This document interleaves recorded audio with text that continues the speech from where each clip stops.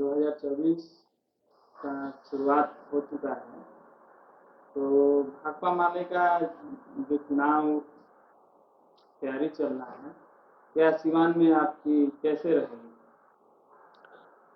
भाकपा माले की ओर से सिवान, आरा, काराकाट सहित 5 सीटों की दावेदारी इंडिया गठबंधन के भीतर की गई है।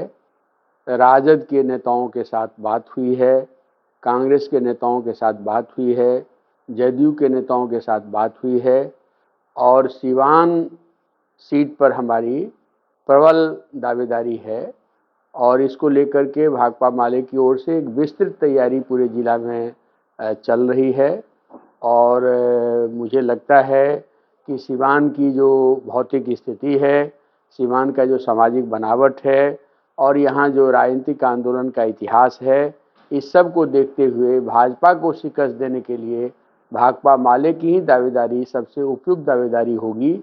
इस बात को हम लोगों ने मजबूती से इंडिया गठबंधन के भीतर रखा है।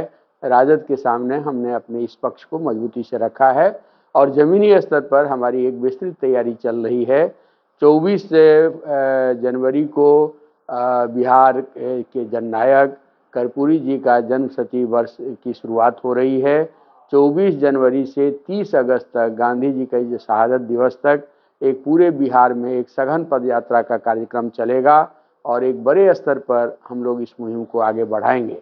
29 जनवरी को दीपांकर जी सिवान आ रहे हैं और 42 के जो शहीद हैं नरेंद्रपुर में, उनका जो शहीद स्मारक है उमाकांत सिंह जी का, वहाँ से मौलाना मजहरुल हक के मज़ार तक वो एक बड़ी पदयात्रा निकलेगी और वहाँ से हम लोग इस बात का संकल्प लेंगे कि देश को बचाने के लिए, समाज को बचाने के लिए, संविधान को बचाने के लिए, लोकतंत्र को बचाने के लिए समस्त समाज को, संपूर्ण देश को एकजुट होकर के ये तानाशाही फांसीवादी जो मोदी सरकार है उसको शिकस्त देना पड़ेगा। वो यदि शिकस्त नहीं दिया जाएगा तो हमारा लोकतंत्र नहीं बचेगा, हमारा संविधान नहीं बचेगा।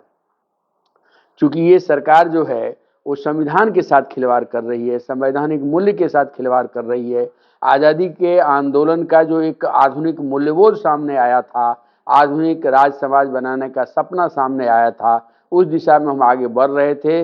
ये भाजपा आरएसएस की सरकार ने उस पर एक बड़ा हमला कर दिया है और इसलिए अयोध्या में राम मंदिर बन रहा है तो राम मंदिर का एक कोई भव्य आयोजन हो सकता है, उसका उद्घाटन हो सकता है, लेकिन ये काम तो धर्माचार्यों की है और बड़े संत हैं, बड़े धर्माचार्य लोग हैं, ये जो शंकराचार्य लोग हैं, ये उनकी जिम्मेवारी बनती है, ये उनका काम बनता है और उनके जरिए सब काम होना चाहिए।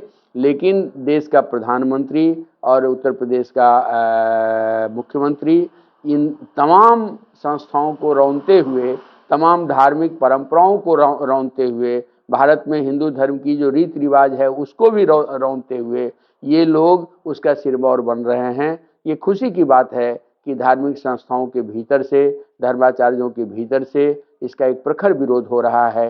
तो अधिकांश जो सभी शंकराचार्य हैं उन लोगों ने इसका विरोध किया है। बहुत सारे संत लोग इसका विरोध कर रहे हैं कि आपका काम है राजनीति करना, आपका काम है देश को तरक्की के रास्ते पर ले जाना, आपका काम है शिक्षा, स्वास्थ्य, खेती बाड़ी, उद्योग धंधा इसको आगे बढ़ाना।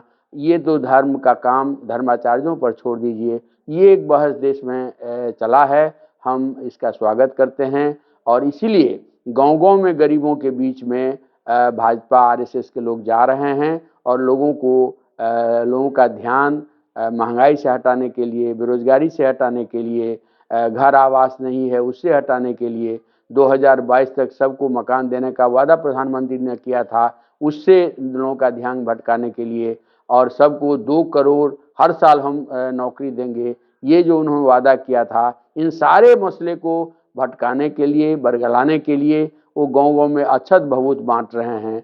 तो ये तो मुझे लगता है कि ये पटरी से गिरी हुई सरकार है, पटरी से उतरी हुई सरकार है। इसलिए गांव के गरीब, दलित, मजदूर का जो संगठन है खेग्रामस, उसकी ओर से हम लोगों ने तय किया है कि 18 जनवरी को बिहार के तमाम अंचल प्रखंड मुख्यालयों पर दलित गरीब मजदूरों का 5 गारंटी आंदोलन को लेकर के एक बड़ा आंदोलन होगा, एक बड़ा प्रदर्शन होगा। लोग मांग करेंगे कि हमको ज़मीन दो, बसने के लिए घर घरारी दो, पक्का मकान दो, पेंशन दो। मनरेगा का जो हमारी मजदूरी में कटौती हो रही है, 250 रुपया प्रति मजदूर प्रतिदिन काट लिया जा रहा है, गरीबों का पेट काट करके अंबानी अडानी का तिजोरी भरा जा रहा है। और ये माने आधार कार्ड के नाम पर मनरेगा जॉब कार्ड को निरस्त किया जा रहा है। ये इन सारे प्रश्नों को लेकर के, शिक्षा स्वास्थ्य के प्रश्न को लेकर के, बिजली बिल की बढ़ोतरी हो रही है। भारत सरकार हिंदुस्तान के सारे टैक्स को लेती है जीएसटी के माध्यम से, इसलिए दलित गरीब को 200 यूनिट फ्री बिजली मिले, इस प्रश्न को भी हम मजबूती से उठाएंगे। और वहाँ से हम एक नारा बुलंद करेंगे, अछत भभूत नहीं, रोजी रोटी आवाज़ चाहिए, आज़ादी लोकतंत्र और संविधान चाहिए। इस मसले को लेकर के, गरीबों के जीवन के 5 प्रमुख सवालों को लेकर के हम एक बड़ा प्रदर्शन करेंगे और सिवान में एक बड़ा माहौल बनेगा।